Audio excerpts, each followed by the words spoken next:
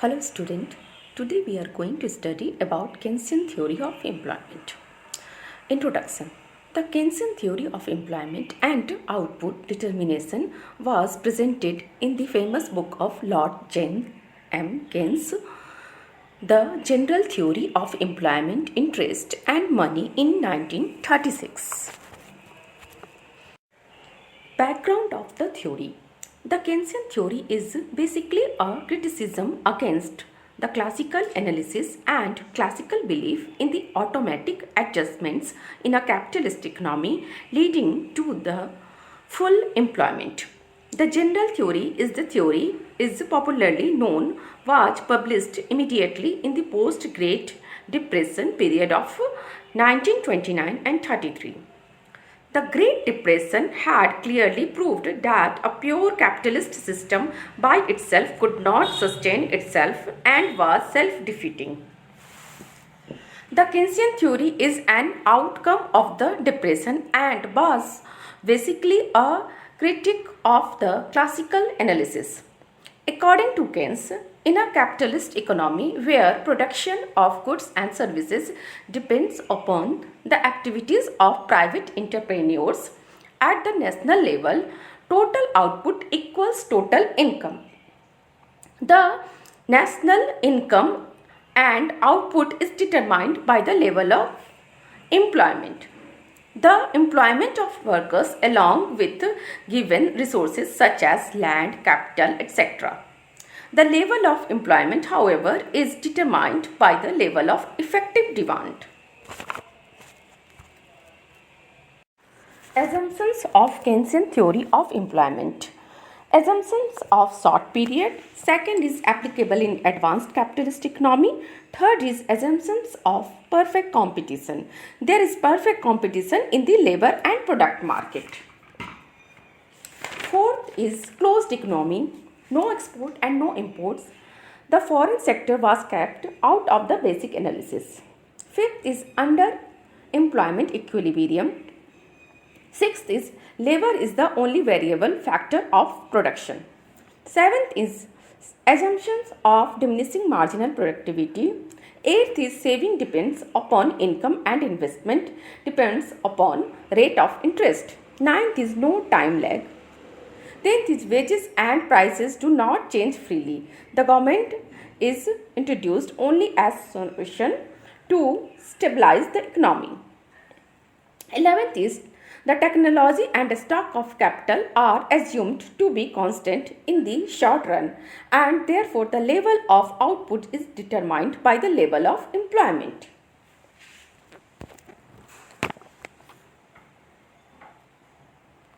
Student, now we are going to study about a statement of the theory. An economy can be in equilibrium at less than full employment level. Output and employment get determined by the level of effective demand. Demand creates its own supply. The aggregate demand for goods and services determine the level of output, income and employment. The equilibrium level of effective demand is determined at point where ASF is equal to ADF, ED is equal to ASF and ASF is equal to ADF. Effective demand itself is determined by A, the aggregate supply function, B, the aggregate demand function.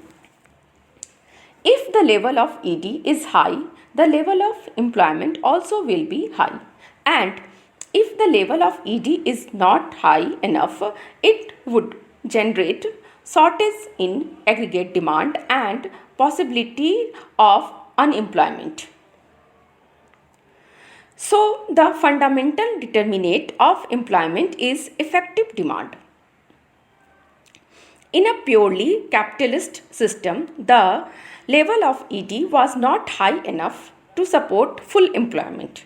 Government intervention through monetary and fiscal measures can help in bringing about equilibrium between aggregate demand and aggregate supply.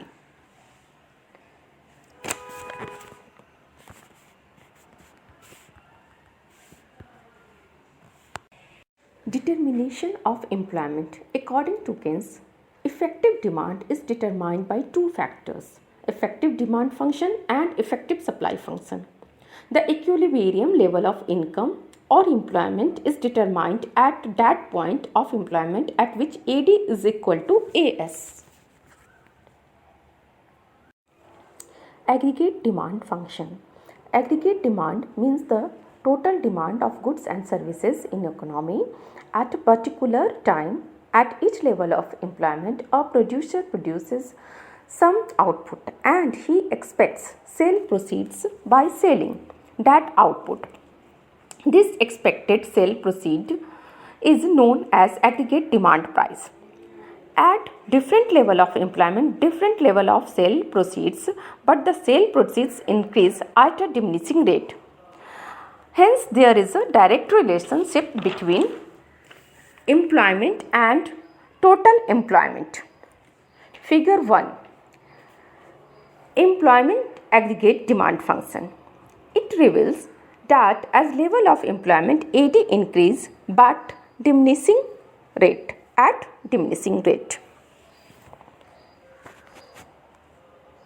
Aggregate supply function. The ASF can be considered the supply price of the various level, or it represents the total cost aspect of production.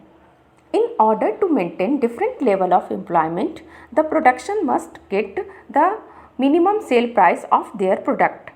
It is shown in figure 2.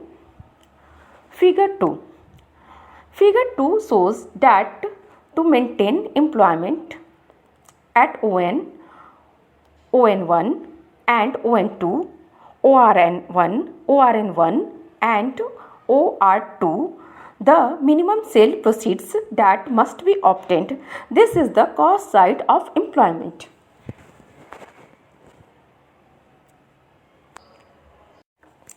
Determination of equilibrium. The equilibrium level of income or employment is determined at that point of employment at which AD is equal to AS, or at which maximum sale receipts and minimum sale receipts by the sale of output is the same.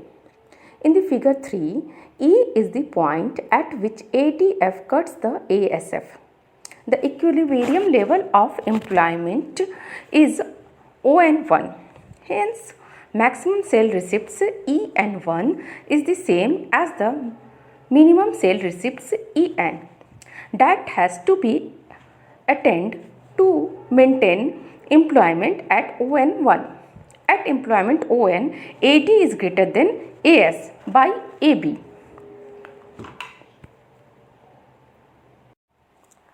Hence, producers will produce more, employment will go on increasing till it reaches on ON1 level where AD is equal to AS.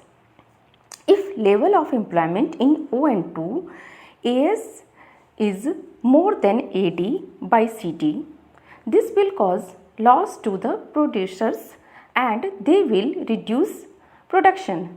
Less production will result into fall in employment till it reaches ON1 level. Again where AD is equal to AS. E point is the point of effective demand at which equilibrium level of employment is determined ON1.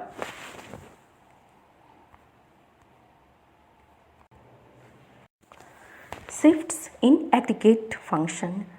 According to Keynesian theory of employment in an economy, employment increase only when effective demand increase. Aggregate supply function in short period remain stable. In figure 4, it is shown that when ADF increase to ADF1, effective demand shifts from E to E1. Employment increase from ON to ONF.